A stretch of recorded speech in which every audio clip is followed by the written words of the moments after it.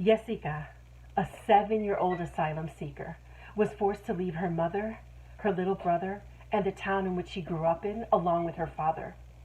For 10 days, they walked across Mexico.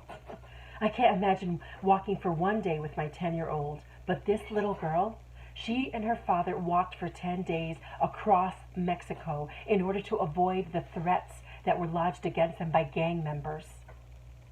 Her father was forced to quit his job as a bus driver because he was being threatened by the gang members because he refused to transport drugs between the towns. One day, Jessica and her father were on their way to school, and the gang members saw them and threatened them, forcing them to migrate. And yet it's so easy to cross the southern border into Mexico, they don't feel safe there either. The gang members could easily find them there. So when they entered the U.S. last year, they were detained at the border, but they were not informed that they have to file for political asylum within 1 year. And when they were informed in February, they started the process, but it got held up by the coronavirus shutdown.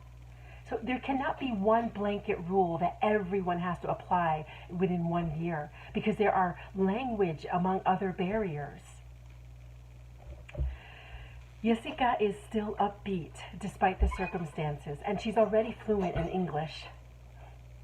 If this little girl gets deported back to her village and killed by the gang members that threatened her, her blood will be on U.S. hands.